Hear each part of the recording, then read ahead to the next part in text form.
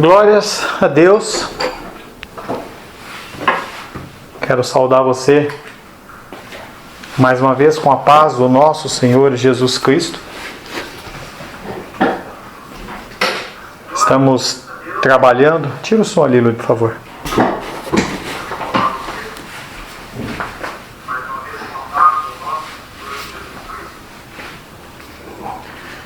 Estamos retornando do nosso intervalo. Estamos trabalhando frutos da carne.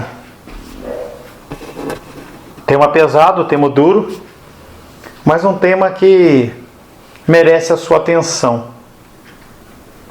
Finalizamos o primeiro período falando sobre a idolatria, falando sobre os ídolos do nosso coração.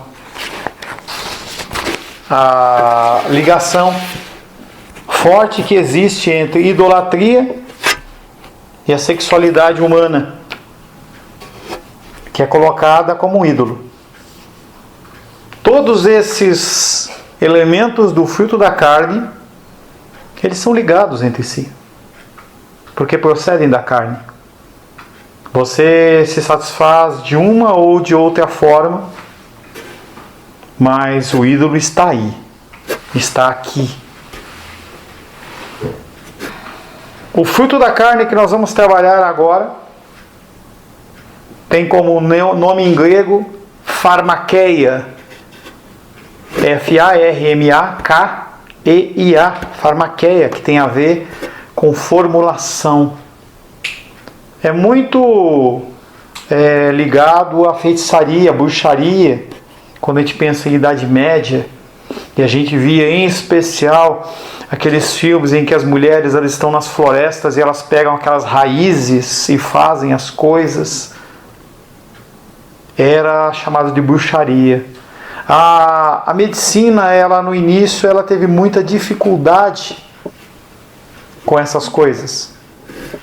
Como a cultura era basicamente pautada dentro da religiosidade, através da Igreja Católica Romana, as pessoas elas viam a cura como algo muitas vezes demoníaco. Como algo demoníaco. E as pessoas elas ficavam incomodadas porque pessoas eram curadas. Não se conseguia entender que uma boa alimentação, ou um chá, ou alguma coisa desse tipo, podia trazer algum tipo de bem-estar às pessoas. Talvez houvesse algo como orgulho humano, inveja humana, em que as pessoas elas querem ver o outro mal, para que eu possa dizer que eu estou bem. E a pharmakeia, que significa feitiçaria, que significa magia, foi algo que era muito proliferado dentro da cultura do início da igreja, e mesmo dentro do Antigo Testamento, quando se pensa em Israel. Pharmakon é uma droga. Pharmakeia é o uso dessas drogas. Eu trago para você esses termos apenas de uma forma ilustrativa, não precisa se preocupar com isso. Mas quando a gente pensa, por exemplo, em pharmakeia e pensa em farmácia, tem a ver as coisas. Há 3 formas de se usar esta palavra pharmakeia. Há 3 significados para essa palavra pharmakeia. Pharmakeia é usada como uma palavra médica, sem o menor mau sentido. Então, como eu disse para você, antigamente as pessoas elas usavam seus conhecimentos, muitas vezes tentativa e erro. Eu estou com um problema digestivo, então eu faço esse chá disso aqui, desse mato, dessa folha aqui, e isso me fez sentir bem. Estou sentindo mal, olha, eu tomei isso. Então o início dessa utilização desta palavra não tem um mau sentido. Platão, que era um filósofo grego, ele fala dos diferentes tipos de tratamento médico: cauterização, incisão, corte, uso de drogas, privação de alimentos, dá a sua própria opinião de que as drogas não perigosas nunca devem ser complicadas ainda mais pelo uso de drogas. Se você pode se tratar de uma forma natural, não há necessidade de você usar medicamentos. Apesar da indústria farmacêutica estar extremamente desenvolvida, muito desenvolvida, o que acontece é, quando você tem uma enfermidade, eu não estou dizendo para você não tomar medicamentos, eu não tenho esta possibilidade, nem seria um absurdo da minha parte falar isso. Mas entenda que quando você toma um medicamento para uma dor no dedo, você pode estar atacando o ombro. Se você toma algo para o ombro, você pode estar atacando o seu estômago. Basta você ler as bulas. E talvez você fique até neurótico, porque há medicamentos que falam, olha, você toma esse medicamento para evitar o suicídio. E aí você olha lá na bula do medicamento e só fala assim, ele pode causar como efeito colateral o desejo por suicídio. Então, os medicamentos eles têm opiniões controversas. Pessoas, elas são hipocondríacas. Eu vivo à base de medicamentos. Tem medicamentos que, quando colocados dentro do organismo, para que eles possam sair do organismo, tem que ter um processo. Muitas vezes nós vemos relatos na televisão de pessoas que entram num shopping com uma metralhadora e matam todo mundo, entram numa escola, e muitas vezes você vai ver pessoas que tinham relatos de necessidade de medicamentos ansiolíticos e psicotrópicos, e aí ela cansa daquilo, de todos os efeitos colaterais, e ela fala assim, não vou mais tomar. E aí simplesmente aquela pessoa, ela surta. Platão ele dá a sua opinião de que, se possível, você possa usar esses medicamentos que são mais naturais. Prime por ter uma vida saudável, por comer alimentos saudáveis, por ter boas noites de sono, faça exercícios, tente não se estressar, não trabalhar muito. Todos esses elementos são elementos que fazem com que o nosso físico funcione de uma maneira melhor. Platão, lá na Grécia, ele olhava e falava assim, é melhor isso. A essa altura, farmaqueia é simplesmente uma palavra médica para uso medicinal de drogas. Quando não há possibilidade de você corrigir de uma forma natural, você tem que ir para a condição específica de um medicamento condicionado por uma empresa. E aí a gente vê a homeopatia, que é uma forma de farmaqueia mais natural, e você tem a alopatia, que são os medicamentos fabricados. Então, nesse primeiro entendimento, esta farmaqueia, que é a feitiçaria, ela não é uma coisa ruim. Ela está associada com a medicina. Medicina não é uma coisa do diabo. Você ir ao médico, tomar um medicamento, não é algo do diabo ou que simboliza que você não tem fé. Não. Tem que ser feito como qualquer outra coisa, de uma forma sábia, de uma forma ponderada e de uma forma inteligente. Saiba que tudo tem consequências. A segunda forma de utilizar esta palavra, ela passa a mostrar o abuso do uso dessas drogas.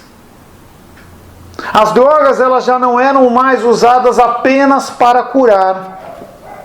Elas também eram usadas para matar.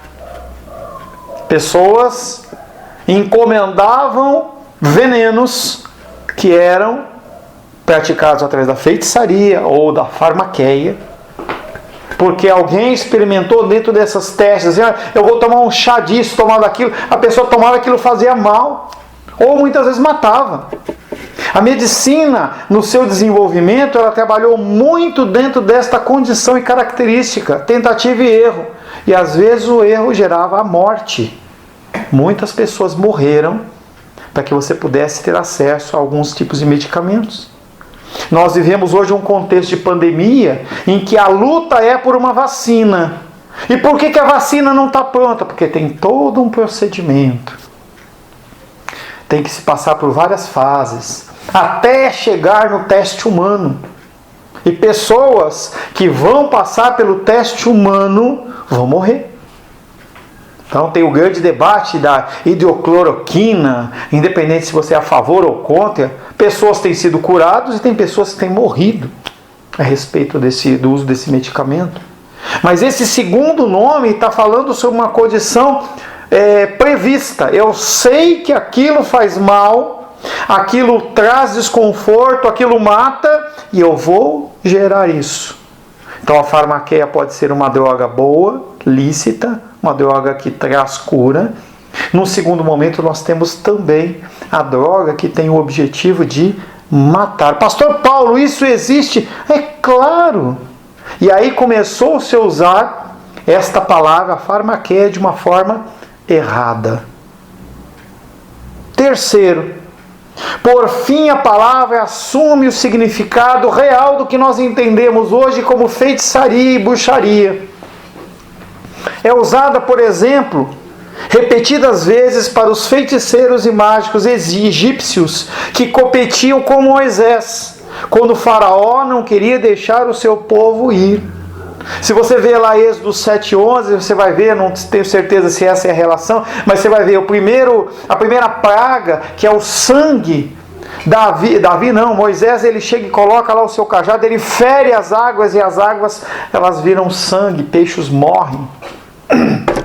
E o faraó olha para os seus feiticeiros ali e fala para eles assim, olha, como é que é isso? Aí fala, não, ele fez isso assim, assim, assado, ele pega uma água lá na hora, lá, coloca uns produtos e aquilo ali vira vermelho. Eu lembro que quando eu era pequeno, tinha um presente que algumas pessoas ganhavam, que era um laboratório químico, e aí você podia fazer o sangue do diabo. E aí você misturava água com alguns componentes e aquilo ficava vermelho. Que medo. Em outra passagem daquele confronto de Moisés com os feiticeiros, ele joga o cajado no chão e aí vira outra cobra. Em outra passagem eles fazem isso, fazem aquilo, e você vai acompanhando as pragas até que chega um momento em que os feiticeiros falam, nós não conseguimos reproduzir isso.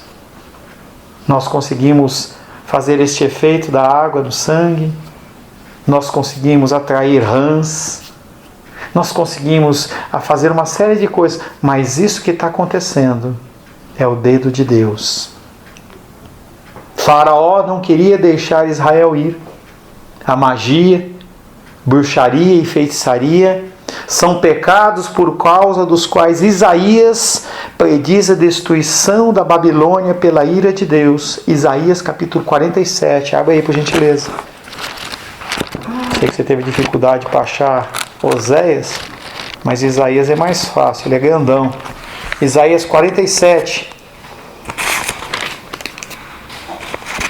Nós vamos ler o verso 9 e o verso 12. Isaías 47, verso 9. Mas ambas estas coisas virão sobre ti. No momento, no mesmo dia, perda de filhos e viuvez virão em cheio sobre ti, apesar da multidão das tuas feitiçarias e da abundância dos seus muitos encantamentos. Verso 12. Deixa-te estar com os teus encantamentos e com a multidão das tuas feitiçarias, em que te fatigaste desde a tua mocidade. Talvez possas tirar proveito, talvez, com isso, inspirar terror. Babilônia era uma nação feiticeira.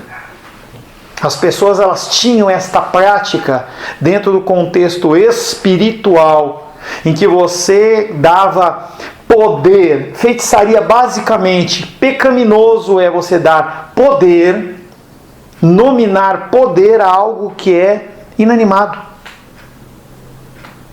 Algumas pessoas olham dentro do contexto cristão evangélico, o óleo ungido é como se aquele óleo ele tivesse um poder à parte. e as pessoas elas vão com a água em terra, coloca o óleo dentro, a latinha de azeite galo, coloca dentro de um saquinho em terra, deixa lá 7 dias, você fica impondo as mãos, como se aquele óleo passasse a ter poder.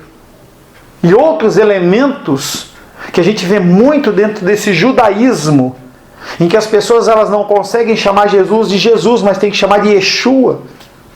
Ele chama de Espírito Santo de Ruach HaKodesh, e as pessoas elas ficam com essas nomenclaturas e elementos, e a bandeira de Israel, que é uma bandeira bonita, azul, branca, bonita, ela passa a ser um símbolo de adoração, em que as pessoas elas abraçam e choram na bandeira, como a gente vê também na bandeira do Brasil. E aí parece que aquela bandeira ela tem um poder. Elementos não têm poder. A autoridade ela não está num óleo ungido, mas está na autoridade do Filho de Deus, que faz a oração. Nós temos que entender estas coisas. E Babilônia, ela tinha prática feiticeira. Carregue um amuleto. Carregue algo, nós vamos falar mais para frente. As pessoas elas colocam nas suas casas o Salmo 91, 93, Salmo 23, colocam um salmo aberto como se o demônio fosse entrar. Olha, tem uma Bíblia aberta nesse salmo, então eu não vou entrar. Pessoas deixam as Bíblias nos seus painéis dos seus carros, toda torta. Não porque elas querem, dentro de um trabalho qualquer, de uma parada, poder ler as Escrituras. Não, olha, a Bíblia está protegendo. É uma coisa até insana. A magia, a bruxaria são pecados que Isaías prediz a destruição da Babilônia pela ira de Deus. A palavra ela fecha o seu contexto, completa o seu círculo. A partir do significado de uma droga que cura, veio a significar um envolvimento vicioso, que mata ou que vicia, e agora está ligado à área espiritual. O cristianismo desenvolveu-se numa era em que o uso da feitiçaria e das artes mágicas era generalizado e frequentemente com intenções criminosas. Sabemos pouca coisa ou nada no tocante à feitiçaria nos primeiros séculos. Há uma história que diz que a magia foi introduzida na Grécia pelos persas. Conhecimento das pessoas elas trazem e levam de um lado para o outro. A primeira referência à feitiçaria criminosa, ela acontece em 384 a.C., não que não houvesse ocorrido antes, mas um relato registrado, em que uma pessoa ela chama uma mulher chamada Teores de feiticeira imunda, e que foi devidamente executada por causa dos seus maus caminhos. As pessoas identificavam quem fazia isso. Não havia só a punição sobre aquele que praticava, mas também aquele que fabricava o elemento. Em Roma achamos um regulamento que proíbe a consagração das colheitas mediante a feitiçaria. Roma, ela vem proibir isso. Esta feitiçaria, essa consagração das colheitas, pessoas que eram levantadas. E é tão interessante que eu estava vendo um desenho com a minha filha ontem, de uma série, e aparece uma figura de uma mulher em que ela pega o livro dela de leitura e ela fala assim: olha, pela leitura das nuvens eu digo que este ano vai ter uma colheita farta, e as pessoas elas ficam felizes. Mais perto do fim do Império Romano, a magia se generalizou em Roma, praticamente através da vinda do Império Grego.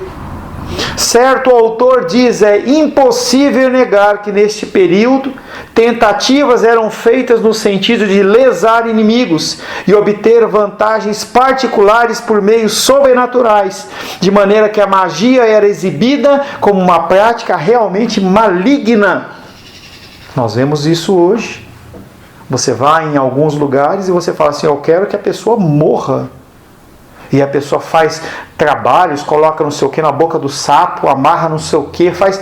As pessoas elas continuam nesta prática de feitiçaria. O desejo do mal em relação ao outro.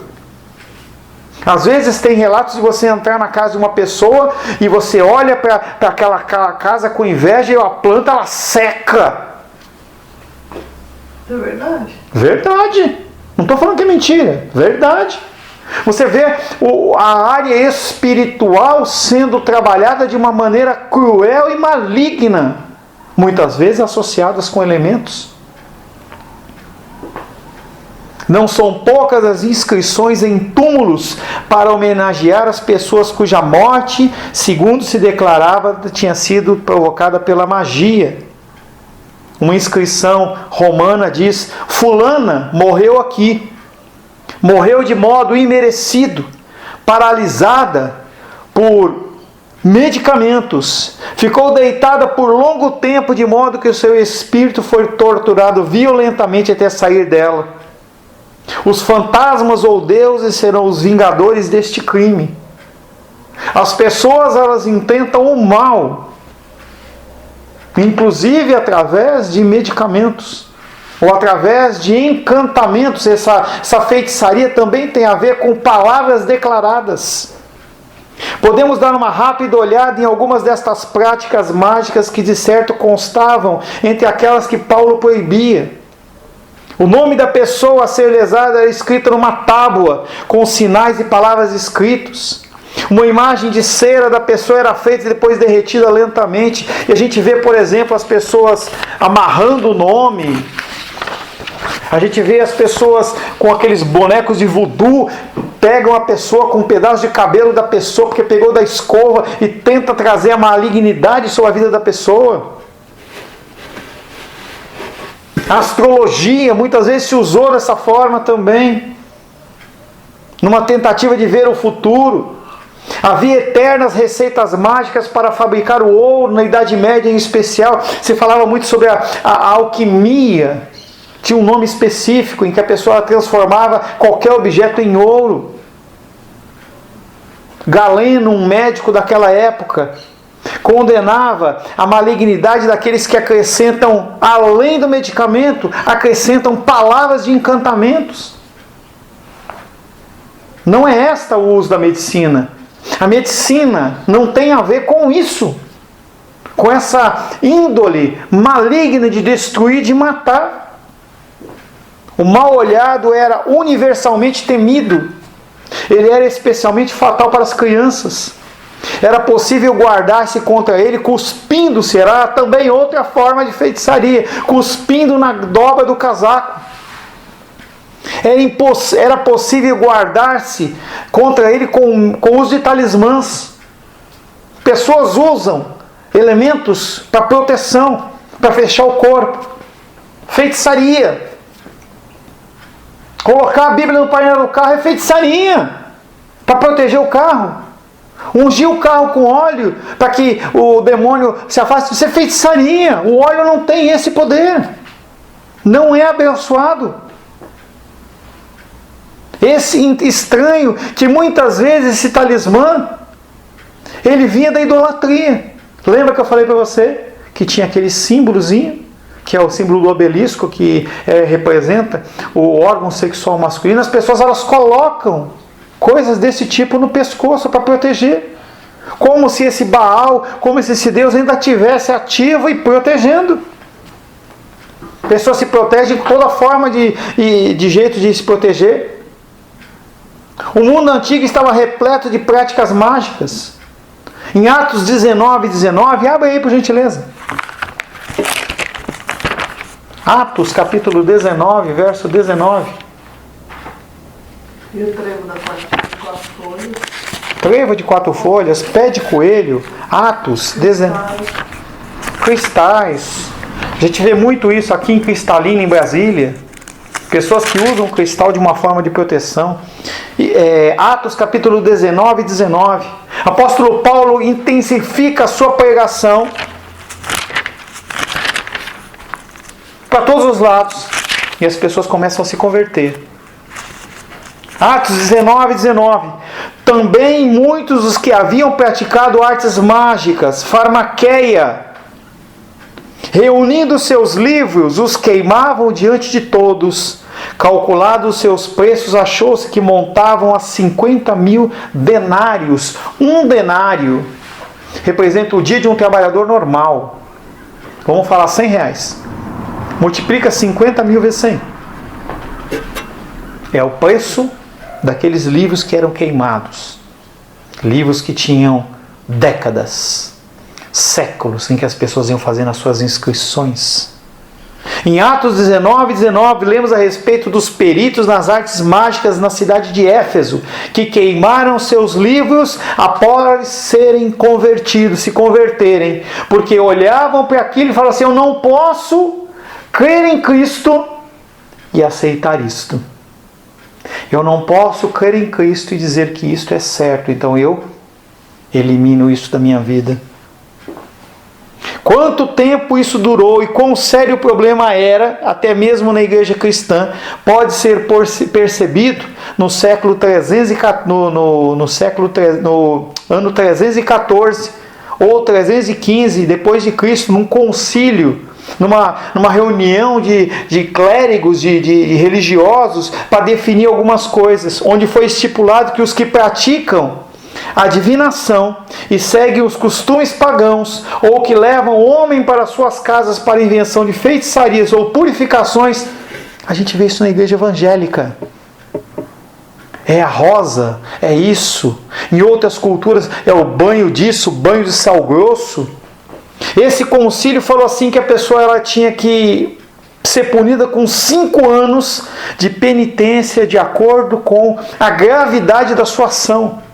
Aqueles homens, eles não estavam olhando para o mundo pagão. Eles estavam olhando para o mundo da igreja. Dentro da igreja, pessoas fazendo essas práticas. Muitas igrejas hoje têm praticado isso. Têm agido desta forma. Esses elementos que são colocados, olha, é o sal, é isso, é aquilo, é a toalhinha. Isso é feitiçaria. A toalhinha colocada debaixo do travesseiro, debaixo do braço, debaixo do sovaco, onde você quiser, não tem nada a ver com o poder de Deus. Isso é feitiçaria. E se você cair nisso, me perdoa, mas é o que as Escrituras dizem.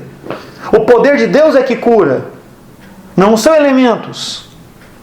Não é eu dar para você alguma coisa, você colocar lá em cima da mesa, colocar um copo de água em cima da televisão. O máximo que vai acontecer, a água vai ficar quente.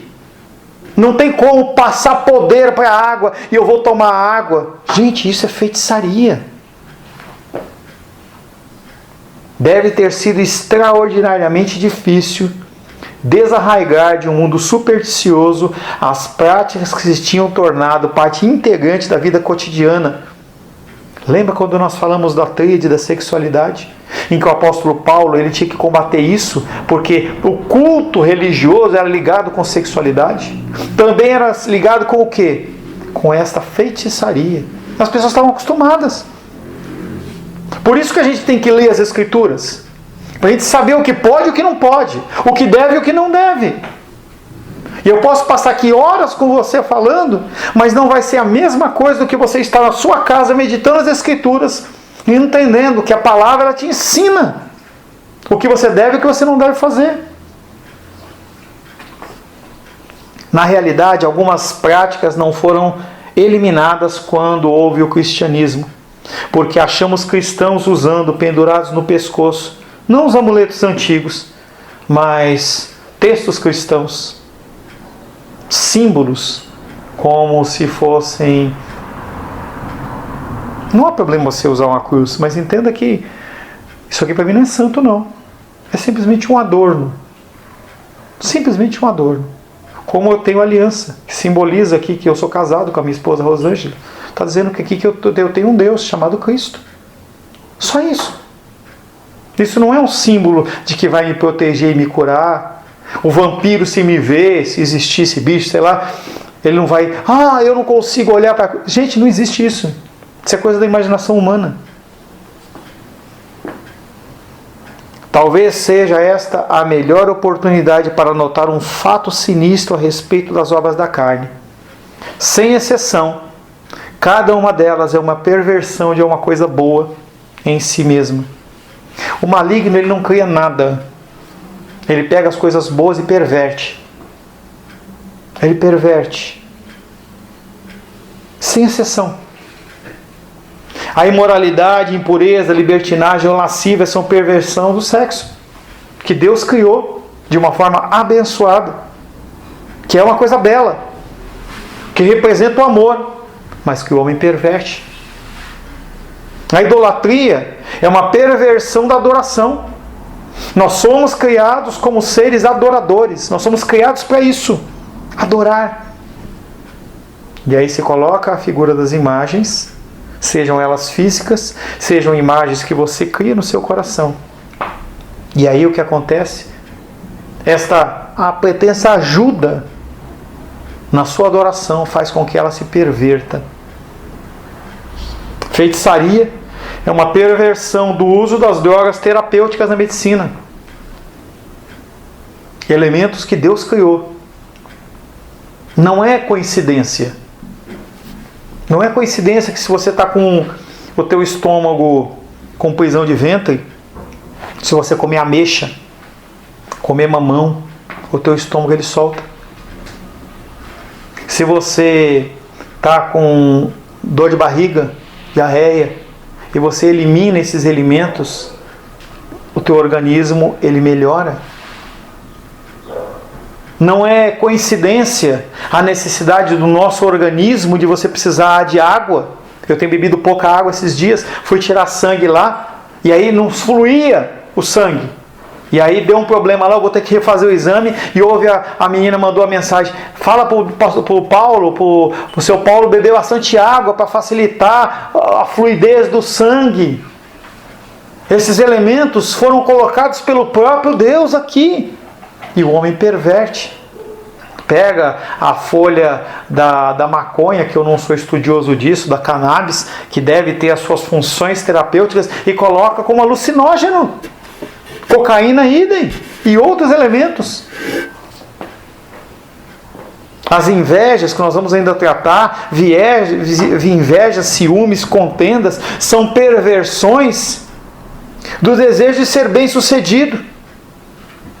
Em que você olha para o outro e fala, por que o outro tem e eu não tenho? E eu olho aquilo, eu tenho ciúme daquilo. É meu, ninguém pode pôr a mão. E aí eu vou discutir, eu vou brigar. Tudo parte de uma perversão de algo que deveria ser algo agradável. Você como um cristão não tem que ser miserável. Eu oro para que você seja bem-sucedido. Mas isso não pode encher seu coração. A inimizade e a ira são uma perversão da justa indignação. Quando você vê uma coisa que está errada. Quando há injustiça, você fica chateado. Mas não é para você ter inimizade e ira. Eu passei um vídeo esses dias para as pessoas sobre um homem negro, se não me engano na África, em que ele se converteu. E aqueles homens invadiram a casa dele noturna na noite e começaram a quebrar, e ele tentou intervir, o cara passou com um facão, ele tem uma cicatriz daqui até na orelha. E as pessoas perguntavam para ele, se você não tem raiva desses homens? Ele fala assim, não, se eu tiver esse tipo de pensamento, eu não sou cristão. Olha como nós estamos longe disso. Dissensões, facções, são uma perversão, a dedicação aos princípios que podem produzir uma condição abençoada. Bebedices e glotonaria são perversões de algo que foi abençoado. Deus fez alimentos deliciosos. Há pessoas que gostam de uma culinária e não gostam da outra, e tem uma diversidade de frutas, diversidade de toda sorte de alimentos, e os temperos. E as pessoas, elas fazem o quê? Elas pervertem isso e tornam-se glutões. Pessoas novas, tenra idade, com problemas de pressão, de obesidade mórbida, crianças pequenas, gordas, obesas. O problema não é ser gordo, não, é quando aquilo começa a afetar o seu organismo. A pessoa não consegue mais se movimentar. A bebida também, mesma coisa. Sucos e toda sorte de coisas que as pessoas pervertem. O suco de uva perverte para o uso do vinho de uma forma discriminada. E as pessoas se embebedam. Em lugar nenhum há melhor frustração do poder do mal ao lançar mão da beleza e torcê-la, até torná-la em algo feio, e ao tomar coisas nobres em pecaminosas. O objetivo do pecado é transformar o que tem de bom na sua vida em coisa ruim, distorcida. E se você não conhece as Escrituras, se você não demanda tempo na meditação nas Escrituras, naturalmente essas coisas vão ocorrer. Aquilo que era abençoado como um trabalho, como um recurso financeiro, torna você escravo. Tem uma historinha dentro desta área que diz assim, que um homem que plantava laranjas, ele com muito esforço conseguiu mandar o filho dele para a faculdade. O filho dele foi fazer administração de empresas. Passado o tempo dos estudos, aquele jovem, bem sucedido dentro do mercado de trabalho, voltou para a casa do seu pai e encontrou o seu pai deitado na rede. E ele falou: pai, por que o senhor está deitado na rede? Ele falou: estou descansando. Mas pai, se você trabalhar mais, você vai conseguir produzir mais. E o pai olhou para ele e falou assim: para quê? Ele falou: porque você produzindo mais, você vai contratar mais funcionários, vai produzir mais ainda. E produzindo mais, com mais funcionários, você vai começar a expandir a sua produção. E expandindo a sua produção, você vai conseguir abrir centros comerciais.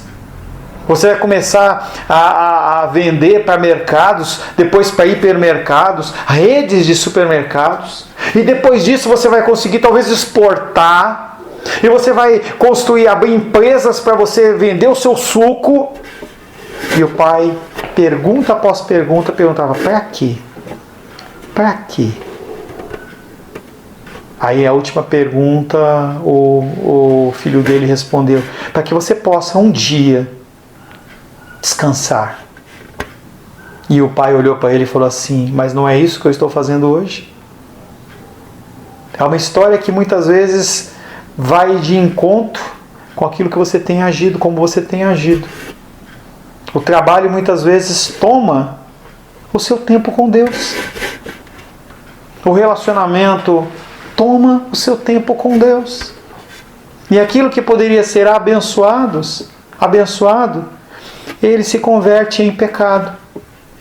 E a gente vê pessoas cada vez mais viciadas em toda a sorte de coisas, inclusive em elementos químicos. O terror do poder para pecar acha-se exatamente na sua capacidade de tomar a matéria-prima da bondade e transformá-la em matéria do mal. Isso só vai acontecer se você deixar. Por isso que nós estamos falando do fruto da carne. A carne, ela só é controlada através de um espírito forte. Se o teu espírito ele é um espírito forte, a tua carne grita e o espírito fala não. Continua gritando e ela fala não. E por mais difícil que seja, você consegue dizer não. Tratamos no dia de hoje, no primeiro período, a respeito da idolatria. Nesse segundo período tratamos sobre feitiçaria. Semana que vem, se Deus assim o permitir, nós devemos tratar inimizades, tratar contendas e ciúmes. Relacionamento nosso com o próximo, que nós sabemos tão bem perverter. Senhor, em nome de Jesus, agradecemos a Ti, de todo o coração, pelo Teu amor e a Tua graça, pelo Teu cuidado e pelo Teu zelo. Que nós possamos digerir esta palavra e aplicá-la nas nossas vidas, Pai. Oramos em nome de Jesus. Amém.